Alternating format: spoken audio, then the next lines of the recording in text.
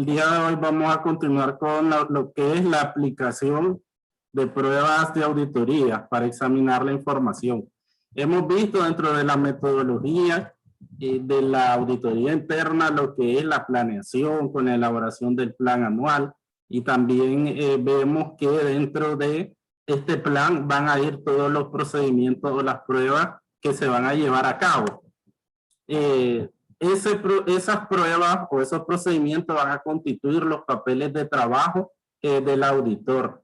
Y aquí vamos que es igual a la auditoría externa cuando tenemos los archivos permanentes y los archivos continuos de auditoría, que tienen que ver con los archivos de aplicación general, que son los archivos que se pueden usar en varias auditorías, como los documentos legales, los contratos, esa parte de que te puede servir para las auditorías durante todos los años, porque son documentos de la empresa. Entonces esos son archivos permanentes de auditoría, y los archivos de auditoría de la propia auditoría van a ser los archivos que se generen para ese año en particular o para esa auditoría en particular. Entonces ahí podemos ver como papeles de trabajo todo lo que tiene que ver con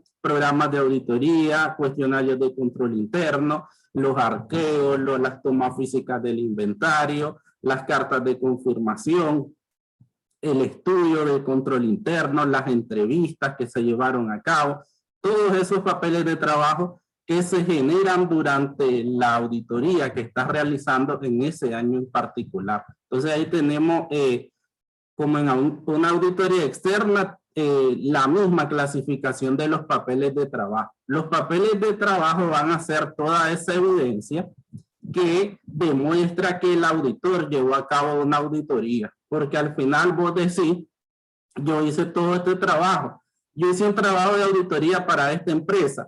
¿Cómo lo demuestra? Aquí están todos mis papeles de trabajo, que es todo el trabajo que yo desarrollé. Por eso es que es la evidencia o la prueba del trabajo que realiza un auditor. Y al final, estos papeles de trabajo, esta documentación es la que a vos te da la información que vos vas a incluir dentro de un dictamen de auditoría. Por lo tanto, un auditor tiene que basar siempre su dictamen en esos papeles de trabajo, porque en esos papeles está los hallazgos que encontró, o si todo estaba bien, no hay ningún hallazgo. Entonces esas observaciones van a estar ahí. Las observaciones que son las debilidades, los errores, van a estar plasmadas en esos papeles de trabajo. Entonces cuando a vos te digan, por ejemplo, ¿por qué incluiste esta observación en tu dictamen? Entonces tu prueba, vos te vas a buscar el papel de trabajo y detrás, mira, aquí está el trabajo que yo hice y donde me indica que aquí hay un error. Por eso los papeles de trabajo constituyen evidencia de auditoría. Y si un auditor basa una opinión sin tener papeles de trabajo, entonces no tiene validez esa opinión, porque no está sustentada en trabajos de auditoría. Los programas de auditoría son similares a los programas de auditoría externa que ya hemos visto, y siempre voy a recalcar que en la parte de programa el contenido, digamos, de todos los programas pueden ser iguales, pero los formatos van a cambiar. Entonces aquí queda a discreción de cada auditor qué tipo de formato, el cuadrito, cómo lo va a poner, pero ya sabemos que por lo general el programa tiene que incluir el objetivo, después todos los procedimientos o las pruebas. Si recuerdan, en auditoría externa nosotros tenemos un formato que dice introducción, hablábamos un poquito de la cuenta que íbamos a estudiar, después los objetivos que perseguimos con auditar esa cuenta, después venía la etapa inicial, etapa intermedia y etapa final. Y en etapa final concluíamos con una cédula de hallazgo, que por lo general siempre va a concluir ahí. Por eso es que les digo que al final, si nosotros como auditores decidimos incluir hallazgos dentro del dictamen final, entonces van a estar reflejados en esos papeles de trabajo. ¿Por qué? Porque va desde tu planeación, desde la elaboración de los programas, llegar a esa conclusión sobre la cédula de hallazgo. Entonces, en esa cédula de hallazgo va a estar lo que vos vas a incluir en un dictamen. Entonces, nos dice, por ejemplo, aquí, el programa se entenderá de manera sistemática y ordenada los pasos por seguir y los procedimientos de auditoría que se van a aplicar en un trabajo de auditoría. Si nos recordamos los programas de auditoría, por ejemplo, para Caja Chica nos decían, vamos a hacer una cédula, vamos a hacer un arqueo, vamos a revisar el manual o la política de Caja Chica. Entonces ahí, ¿qué comprendía el programa? Todos los procedimientos que vas a llevar a cabo en tu trabajo de auditoría. Van a formar parte de los papeles de trabajo de auditoría y siempre deberán ser colocados al inicio de la sección a que aludan. Porque si vos tenés tus áreas divididas en cuanto a archivos, entonces vas a, por ejemplo, si comenzás con Caja Chica, archivar documentos, Caja Chica, sección de Caja Chica, con su programa, después su cuestionario y después todo lo que hiciste con esa cuenta y así sucesivamente, banco, su programa, su cuestionario y después todos los procedimientos que hiciste para banco. Y así sucesivamente, cada una de las cuentas vos tenés que tener ese archivo de auditoría que lo constituyen los papeles de trabajo de cada sección que vos vas a examinar. Los programas deben de incluir aquellos procedimientos que sea necesario aplicar para identificar, analizar, evaluar y documentar información durante el transcurso del trabajo. Vos como auditor ya digamos que tu experiencia y tu capacidad profesional te va a indicar qué procedimientos son los que vas a aplicar. Aunque hay procedimientos que ya de hecho los tenés que hacer porque siempre se tienen que incluir, por ejemplo, eso que estamos hablando de participar en arqueo, hacer reconciliaciones bancarias o participar en lo que son las cartas de confirmación de saldo o acompañar en una toma física de inventario, acompañar en una toma física de activo fijo, analizar la parte de confirmación de proveedores. O sea, ese tipo de procedimientos ya sabemos que siempre los vamos a realizar, aunque ya sabemos que el auditor puede realizar más procedimientos, como son los rastreos, los cruces de cuentas, para lo que es la aplicación de pruebas de detalles de saldo. Entonces ahí viene ya a discreción del auditor qué tanto procedimientos va a llevar a cabo. Pero ya sabemos también que hay una guía para que el auditor decida que si va a aplicar muchos o va a aplicar pocos procedimientos, y eso se lo va a dar la evaluación del control interno, que eso está en etapa de planeación. Que veíamos la evaluación del control interno, ya sabemos que si el control interno es fuerte, entonces le da más confianza y puede hacer un número limitado o menos procedimientos analíticos en base a esa confianza. Pero si el control interno es débil, entonces ahí tiene que aumentar sus procedimientos. Entonces digamos que el programa va a ser más grande. En el caso de una empresa que tenga un control interno fuerte, débil, porque eso ya genera desconfianza para el auditor y es una alerta para saber que ahí pueden haber errores, debilidades. Y entonces ahí el programa se va a extender en cuanto a procedimientos de auditoría. Tenemos los programas de auditoría de aplicación general. Son aquellos que consignan procedimientos de trabajo que puedan ser utilizados en cualquier tipo de auditoría. Como ejemplos, los relativos al estudio general, al estudio de evaluación del control interno y al levantamiento de la información. Entonces, un programa de auditoría de aplicación general va a ser aquellos papeles de trabajo donde vos vas a planear, por ejemplo, el estudio general. Entonces vos decís, hay un papel de trabajo, ejemplo, de entrevista. Y en ese papel de trabajo vos incluís, voy a hacer la entrevista a los señores tal, tal, tal. Después viene y en otro papel de trabajo hacer las preguntas, en otro papel de trabajo resumir la información que obtuviste en la entrevista. Entonces ahí tenés 3 papeles de trabajo de aplicación general que tienen que ver con el estudio general. Otro papel de trabajo de este tipo es evaluar el control interno. Entonces aquí serían todo tu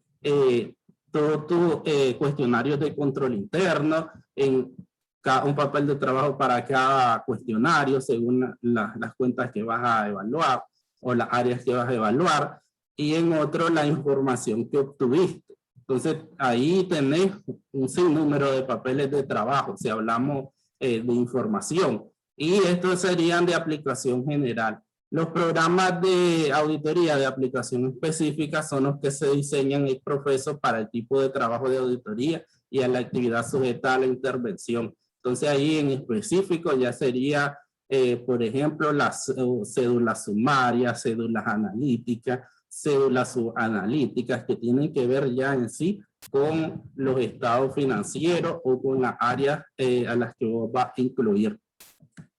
En el caso de las pruebas de auditoría, ya hemos hablado acerca de que las auditorías no se pueden hacer en un 100%, porque sería demasiado tiempo y se volvería demasiado caro. ¿Por qué? Porque sabemos que los auditores van a cobrar en función a tiempo. Lo veíamos en las ofertas que se cobra por $1 la hora. Entonces vos no puedes estar demasiado tiempo en una auditoría, y también dentro del, eso es la auditoría externa. En la auditoría interna tampoco, por mucho que vos estés adentro de la compañía como un trabajador más, resultaría demasiado imposible que un 100%, sobre todo en empresas grandes, donde se genera una cantidad inmensa de documentos contables. Siempre el auditor va a trabajar en base a muestreo. Y ya sabemos que existen 2 tipos de muestreo: el muestreo por criterio y el muestreo estadístico. El plan de muestreo por utilizar y los procedimientos de auditoría que va a aplicar se basa en los siguientes aspectos: el objetivo de la auditoría y los resultados obtenidos en el estudio general, el estudio de evaluación del sistema de control interno y el análisis de la información, la importancia de las operaciones y transacciones y el riesgo probable de error o irregularidades en las operaciones. En base a estos 3 aspectos, el auditor va a decidir qué tipo de muestreo va a utilizar. Ya hemos hablado acerca de los tipos de muestreo, como lo es el muestreo de criterio y el estadístico. El muestreo de criterio es cuando el auditor va a decidir cuánto va a ser el tamaño de la muestra que va a examinar. Y eso lo hace en base a su experiencia y a su juicio profesional, pero como he dicho que el juicio profesional te lo va a dar con el tiempo. La misma experiencia es que a vos te va a hacer decidir, por ejemplo, de 1000 cheques yo voy a revisar 300. ¿Por qué? Porque yo determino que esa es la cantidad que yo necesito evaluar para dar una opinión acerca de esos cheques. Pero esto va a criterio. Yo siempre digo que a una persona que esté empezando todavía no tiene un criterio para decidir cuánto es el tamaño de la muestra. Sería más recomendable que use un muestreo estadístico.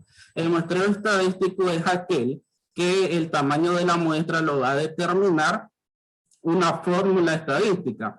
Y en esa fórmula estadística que ustedes me imagino que ya vieron en alguna clase de metodología, es la que incluye la probabilidad de error, probabilidad de confianza. Entonces toma muchos aspectos en relación a determinar el tamaño de lo que se va a evaluar. Y al que no tiene criterio sería más recomendable usar esta fórmula para saber cuánto es la cantidad. Ya la persona que tiene criterio y que ya tiene muchos años trabajando en auditoría, entonces puede hacer una combinación de las dos. Puede hacer la fórmula, pero también en base a su experiencia determinar cuánto es la documentación que él necesita revisar. Otra cosa importante en esto de las muestras es que si la muestra te va dando error, es decir, si de esos 1000 cheques vos tenés 300, vos decidiste que 300 vas a evaluar y comenzás a ver errores en esos 300, las NIAS te dicen que vos tenés que aumentar. Entonces, aumentar tu muestra. Si vos comienzas a encontrar errores, aumentar muestra. Entonces, decir 300 y tengo 3 cheques con error, voy a aumentar a 500. Entonces ahí el auditor siempre tiene que ir aumentando el muestreo cuando va encontrando errores. Si no encuentras errores, entonces ahí te quedas con los 300, por ejemplo. Entonces, en esta fórmula de muestreo estadístico se usan obviamente porque tienen estos parámetros que nos dan mayor confianza, como el coeficiente de confianza, la precisión, la tasa de error, la desviación estándar. Esto no lo puse porque, bueno, no creo que con ustedes nunca hicimos, la verdad, con nosotros, con el grupo de regular lo quité, porque ya habíamos estudiado esa parte de aplicar fórmulas. No recuerdo, Kimberly, con ustedes no hicimos fórmulas de muestreo. No, profe, no hemos visto eso. Con el regular, por eso lo quité, como estoy dando a los dos. Vamos a ver si en la otra clase vuelvo a ingresar los ejemplos. Que ahí están en los ejemplos de aplicación, están 2 tipos de fórmulas para encontrar la muestra y también para encontrar el aleatorio, cómo se hace, porque si vos tenés, digamos, un cheque, en ese ejemplo, del 0 al 1000, pongamos, van enumerados del 1 al 1000, entonces son 300 cheques, pero vos también, una vez que vos determinaste el número de la muestra, después tenés otro problema, que ¿y cuáles de esos 1000? O sea, esos 300, ¿cuál es elijo? Ahí viene otra fórmula de aleatorio que te va a indicar que la aleatorio te va a dar como resultado, por ejemplo, que vos vayas sacando de 3 en 3, o sea, comenzar el 1, el 3, el 6, el 9. Entonces el aleatorio te indica cuáles vas a escoger. Entonces primero aplicar la fórmula del tamaño de la muestra, y después qué aleatorio vas a seguir, porque no vas a escoger del 1 al 300, los primeros 300, los últimos 300. Mejor en un aleatorio que dentro de los 1000 saques los 300.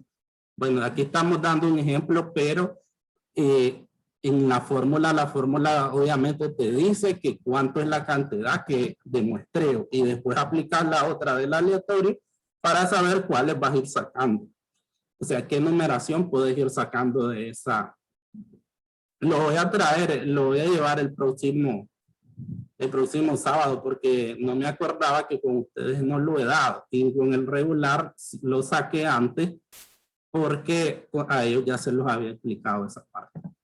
Aquí tenemos ejemplos de programas de auditoría interna, y siempre, si vemos, son parecidos a los de auditoría externa. Y como nos dice el material, aquí lo que vamos a incluir son los procedimientos o las pruebas de auditoría que nosotros necesitamos llevar a cabo en el estudio de una cuenta en particular o de un área en particular. Aquí nos dice en caja, primero, ahí nos habla sobre caja, es un análisis circunscrito de a las operaciones de caja durante el periodo determinado, con el propósito de verificar que todo el dinero recibido ha sido debidamente registrado en las cuentas y comprobar que todos los pagos han sido autorizados y registrados en modo apropiado, y nos sigue hablando sobre lo que constituye caja.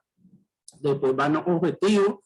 La auditoría interna debe determinar cumplimiento, confiabilidad y eficiencia del control interno, determinar que los saldos presentados en el balance representan el efectivo o su equivalente en poder de la institución, en tránsito o en banco, especificar que el balance incluya los fondos, verificar la evaluación de moneda extranjera, eso ya lo sabemos que es para las cuentas bancarias en dólares, establecer si los ingresos diarios han sido depositados en el día y el mes que corresponde, revisar si los cheques fueron autorizados, emitidos y registrados, examinar si el efectivo se encuentra debidamente clasificado en el balance general, y después vienen todos los procedimientos que necesita llevar a cabo en esa área. Preparar cédula sumaria con los saldos del efectivo, caja y banco, eso ya lo hemos hecho nosotros. en ejemplos, practicar arqueo sorpresivo, revisar documentación de los formatos con numeración impresa, constatar fechas de cierre de transferencias entre cuentas y bancos, confirmar documentación que respalda entradas y salidas de efectivo, verificar que los ingresos recaudados son depositados en el banco al día hábil o posterior a su recepción, constatar si la institución acepta cheque postdatado, analizar que los créditos a la cuenta de ingresos se identifiquen con la naturaleza de los mismos, ratificar que todas las personas que participan en recepción o desembolso de efectivo estén debidamente afianzadas, tienen control del uso de máquina protectora de cheque o cualquier otro medio de protección, examinar conciliaciones bancarias. Aquí, y después te dice los pasos para una conciliación bancaria que ya la sabemos hacer, pero no es malo siempre repetir, porque como le comentaba a Kimberly, las personas que realizan este examen de grado, es muy importante que estén refrescando todos los temas de contabilidad en sí, porque de eso se tratan ese tipo de guías. Entonces, nosotros ya hemos hecho muchas veces conciliaciones bancarias, sabemos que los elementos que integran una conciliación bancaria son los depósitos en tránsito, los cheques flotantes, las notas de débito, las notas de crédito del banco, y tenemos la parte de que pueden haber errores también, errores en el banco que, como yo les he explicado, en la vida real, yo trabajé con Bancentro y con BAC y nunca tuve errores, pero amistades me contaban que en sus conciliaciones trabajaban con BDF y a veces en el estado de cuenta habían ciertos errores, pero mínimos del banco. Yo nunca tuve errores de banco, pero pueden existir. Y también los errores de contabilidad, obviamente que uno se puede equivocar. Entonces, esos son los elementos que hay que revisar dentro de una conciliación bancaria. También nos da ejemplo acerca de la auditoría de venta, facturación y cuenta por cobrar. Los objetivos de auditoría tienen como propósito determinar el cumplimiento y la capacidad del control interno. Eso siempre se va a poner en todos los programas porque ya sabemos que para el auditor es fundamental evaluar el control interno. Determinar su adecuada presentación, clasificación y revelación en los estados financieros, otro aspecto que siempre se va a dar en los programas de auditoría, sean de externa, sean de operacional, sean de interno. Procedimiento de evaluar el control interno, comprobar su cumplimiento, validez y especialidad, solicitar los informes de exámenes que haya realizado cartera y cobro, identificar origen de disposiciones legales y el manejo que se da a este tipo de operaciones, realizar un análisis de los saldos, la antigüedad de saldo de las cuentas por cobrar, que es muy importante, resumen y listado analítico por antigüedad de saldo, para la aplicación de pruebas de saldo de las cuentas por cobrar. Ya sabemos que aquí hacemos las confirmaciones, que eso ya lo aprendimos a hacer por medio de cartas, prestar atención a la antigüedad de los saldos por cobrar. Esto es muy importante en esta cuenta también, porque aquí otra pregunta de examen de grado que tiene que ver con cuentas por cobrar en cobrabilidad. En la incobrabilidad nosotros sabemos que ya que existen dos métodos para calcularla. Una es en base al porcentaje. El porcentaje la ley nos dice, la ley de concertación tributaria dice que es el 2% de tu saldo de cliente o de cuentas por cobrar. Eso vos lo vas a provisionar como incobrable contra el gasto, ya sabemos su partida y su contrapartida, pero también las empresas pueden usar el segundo método que es en base a la antigüedad de saldo, que eso es muy importante para las empresas que trabajan con crédito, porque nunca va a ser en la realidad que todos los clientes te deban un mes, por ejemplo. No, vos tenés clientes, los tenés que clasificar porque hay gente que te debe desde hace mucho tiempo. Entonces ahí de 0 a 30 días, de 31 a 60, de 61 a 90, y ahí vas con un porcentaje. Obviamente lo vas aumentando del 2 al 5 al 10, en base a la antigüedad, porque se supone que la persona que lleva más tiempo sin pagarte, ya vos tu porcentaje que no te va a pagar se va haciendo más grande. porque ya digamos que se va volviendo real que no te paguen. Entonces aquí es esta importancia en lo que son las cuentas por cobrar. Los cobros de cuentas individuales importantes y demás cuentas en conjunto, diseñar un plan de trabajo para la confirmación escrita, que eso ya lo vimos con las cartas, verificar los registros y comparar el total con el registro auxiliar. Entonces viene la parte de verificar todo lo que es los saldos. Y los saldos vos lo haces por medio de un rastreo de cuentas, porque si tenés ventas al crédito, eso te genera una cuenta por cobrar. Y cómo te van a ir pagando por medio del diario de entrada de efectivo, y ahí vos vas viendo si las personas te han abonado, y pues con eso podés confirmar saldo. Obviamente primero lo haces eso como auditor con los registros que te dé la empresa, vos haces este rastreo, pero obviamente después vos puedes mandar la carta de confirmación, obviamente la palabra lo dice, para confirmar, aunque vos inicialmente ya hayas hecho un rastreo entre esas tres cuentas, entre ventas al crédito, cuentas por cobrar y las entradas de efectivo. Vos ya hiciste ese rastreo entre esas tres cuentas y voy a tener, digamos, un saldo ya ahí bastante verificado, pero volver y confirmar con la fuente externa, que es el cliente, mandándole esa carta y que te diga que si está de acuerdo o no está de acuerdo. Eso sería hacer completo el trabajo de auditoría en las cuentas por cobrar. Y aquí nos da otro ejemplo de la auditoría de control y evaluación de existencia. Dentro de los objetivos están establecer el cumplimiento de confiabilidad del control interno, que como les digo, siempre va a ir dentro de un programa de auditoría, determinar existencia de procedimientos adecuados de custodia, salvaguarda física, manejo y registro de estos activos, detallar que las cantidades que se muestran como inventarios representan materiales y suministros, propiedad de la institución, que se encuentran en la bodega y en buen estado físico. Verificar la valoración de las cuentas de lo que son representativas de los activos, constatar la existencia reflejada en las cuentas, existencia física, que contengan solamente bienes materiales en buenas condiciones, identificar las que están en mal estado, obsoletas y recomendar baja del inventario, confirmar la lista de conteo físico que estén recopilados, calculados, sumados, determinar su adecuado registro y confirmación en los saldos en los estados financieros. ¿Qué procedimiento?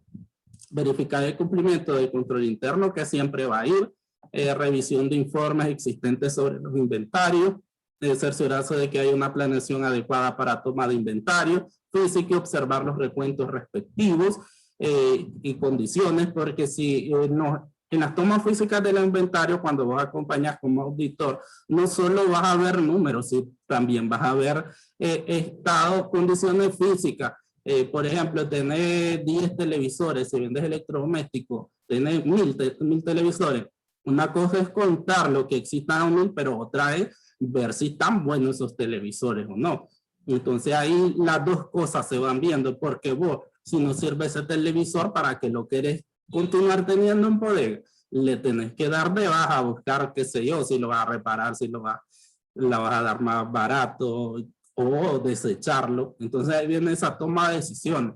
Por eso los conteos físicos no solo son contar, sino también ver las condiciones físicas de cómo se encuentra tu inventario y ver toda esa parte de obsoleto, de dañado, y ver cómo se le va a dar de baja a ese inventario que prácticamente no puede que no tenga ningún valor.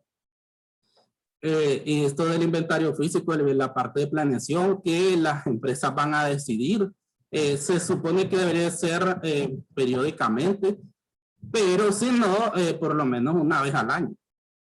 Los puntos más importantes que deben cubrirse: el objeto del inventario físico, la fecha del inventario, materiales y suministros que deben incluirse y excluirse de ese conteo, designar las personas que participarán en el inventario y las responsabilidades, desmarcar las áreas en que habrá de practicarse el inventario, formulario para el inventario, equipo disponible y su uso, métodos para practicar el conteo, anotar en las tarjetas de los datos de observaciones, métodos de chequeo y de segundo conteo y un tercer conteo si el caso lo amerita, corte de recepción y salida de inventario y un procedimiento de control sobre las tarjetas del inventario. Esas serían las partes fundamentales a la hora de hacer una toma física del inventario.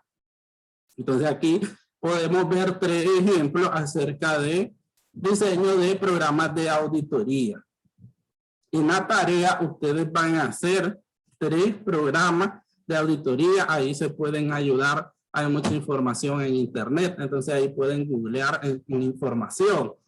En caso a formato, ustedes pueden utilizar el cuadrito que ustedes quieran. Como ustedes quieran poner el cuadrito, un cuadrito, ustedes lo ubican.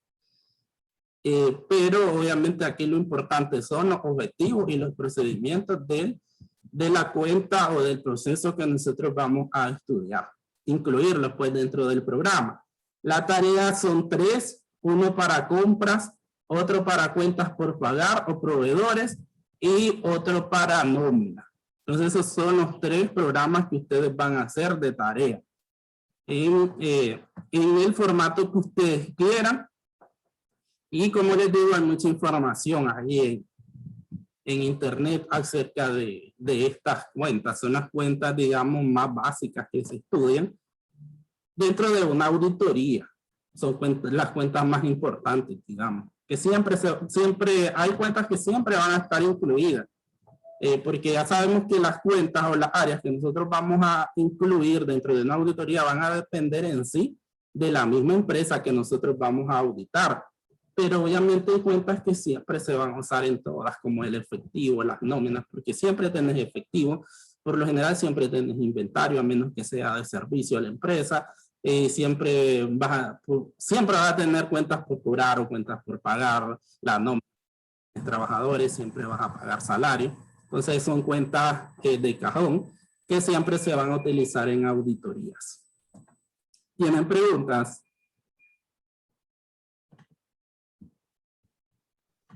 Creo que por ahorita no. Pero si dice usted que hay bastante información en internet, entonces, pues creo que se nos facilita más. Sí, hay bastante información sobre Podemos usar, profe, el mismo formato que cuando usted nos dio eso. Sí, pueden No importa. mismo, no importa. Si nada, Bueno. ahora es auditoría interna en vez de auditoría externa. Ahí cambiarle o ponerle. Ajá. Y estaba viendo ahí, creo que en el primer programa aparece como una introducción de caja. Así es mejor, sería mejor una pequeña introducción, porque si se acuerdan en los de externa empieza con una introducción.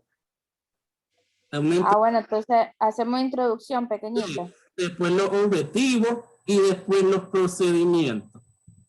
Bueno. Sí. Sí, es que las otras no.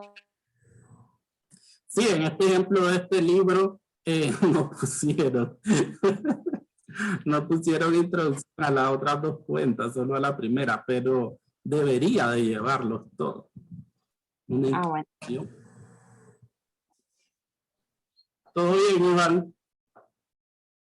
Sí, profe, todo bien. Entiendo. Ok. Entonces hasta ahí haríamos por el día de hoy. El sábado nos vemos allá en la universidad. Voy a llevar la fórmula de muestreo porque no se las he explicado a ustedes. Bueno, ahí quedamos pues, profe. Sí, nos vemos el sábado. Bueno, pase buen día entonces. Buen día a todos.